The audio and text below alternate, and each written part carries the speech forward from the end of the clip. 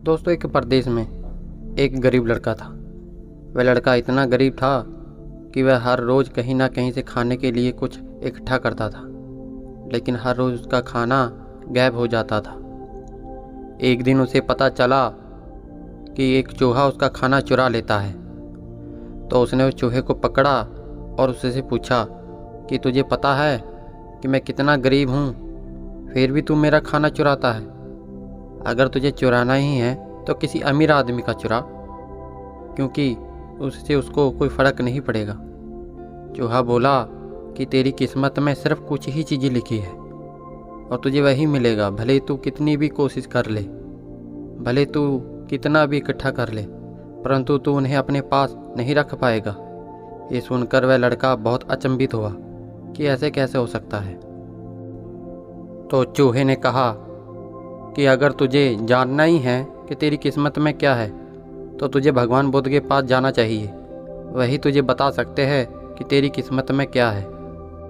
वह लड़का भगवान बुद्ध से मिलने के लिए निकल पड़ा। बहुत रात हो चुकी थी, इसलिए रास्ते में उसने एक घर देखा और उसने घर वालों से एक रात रुकने के लिए इजाज़त मांगी। उसे इजाज़त मिल भी जाती है। घर वालों ने उससे पूछा कि वह कहाँ इतनी रात को कहाँ जा रहा है। लड़के ने उत्तर देते हुए कहा कि मैं भगवान बुद्ध के पास जा रहा हूँ अपनी किस्मत के बारे में पूछने के लिए। तो उस घर वालों ने कहा कि क्या तुम भगवान बुद्ध से हमारा ये सवाल भी पूछोगे? हमारी एक 18 साल की लड़की है जो बोल नहीं सकती, तो क्या करे जिससे उसकी आवाज़ लौट आए। उस लड़के ने कहा कि मैं ज़रूर पूछूंगा आपका सवाल, और उसने उन्हें धन्यवाद कहा और सुबह वहाँ से निकल पड़ा। आगे रास्ते में बड़े बड़े बर्फ़ के पहाड़ थे। वह मुश्किल से ही एक पहाड़ को पार कर सका। लड़के को वहाँ एक जादूगर मिला। उसने लड़के से पूछा कि वह कहाँ जा रहा है। लड़के ने उत्तर दिया, मैं भगवान बुद्ध के पास जा रहा हूँ अपनी किस्मत के बारे में पूछने के लिए।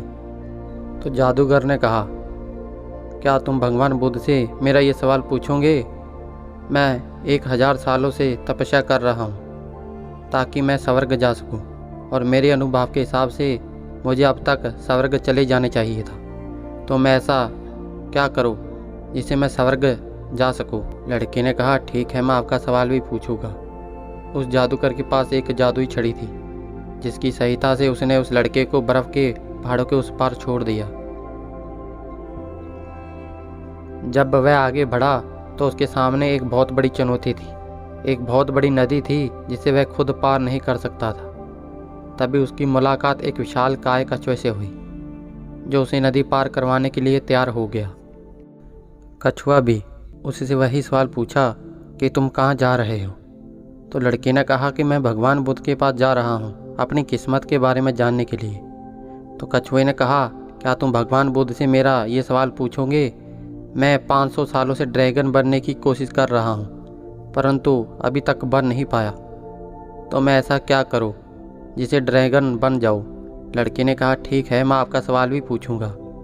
कछुए ने लड़के को अपनी पीठ पर बिठाया और नदी के उस पार छोड़ दिया। अंत लड़का भगवान बुद्ध के पास पहुंच जाता है।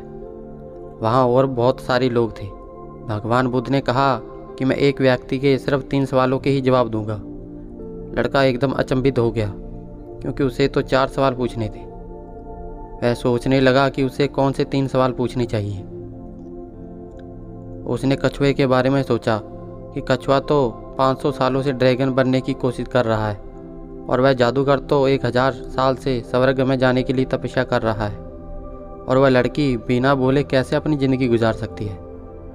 फिर उसने खुद के बारे में सोचा कि मैं तो सिर्फ एक गरीब भिखारी हूँ, मैं तो भीख मांग कर भी अपनी ज़िंदगी गुजार सकता हूँ, पर कछुआ, जादूगर और लड़की की समस्या मेरी समस्या से बहुत बड़ी है।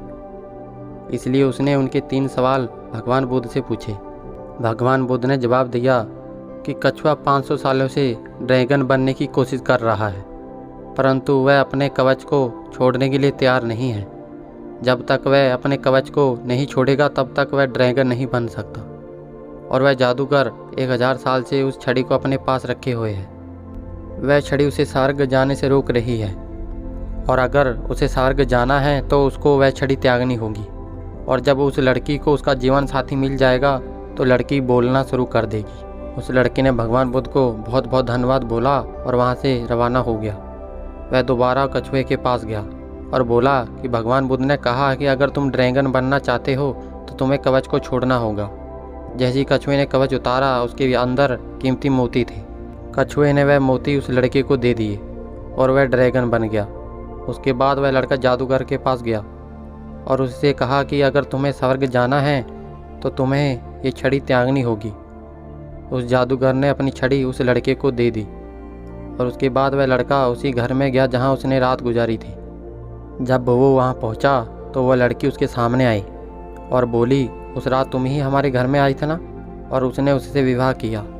इस तरह उस लड़के को पैसा, ताकत और सुंदर जीवन साथी मिल गई। दोस्तों, ज़िंदगी में कुछ पाने के लिए हमें कुछ त्यागना पड़ता है। अपनी ज़िंदगी में कुछ बड़ा करने के लिए हमें कुछ त्यागना ही होगा, तभी हम कुछ हासिल कर पाएंगे। दोस्तों, भले ही समुद्र का जहाज़ सबसे ज़्यादा सुरक्षित किनारे पर ही होता है, पर जहाज़ किनारे पर रहने के लिए नहीं बना है, बीच समुद्र में लहरों को चीरते हुए आगे बढ़ने के लिए बना है। इसलिए आपको ज़िंदगी में कुछ बड़ा करना है तो आपको मुश्किलों का सामना करना ही पड़ेगा। दोस्तों, चैनल को लाइक, सब्सक्राइब, शेयर ज़रूर कर दें। धन्यवाद।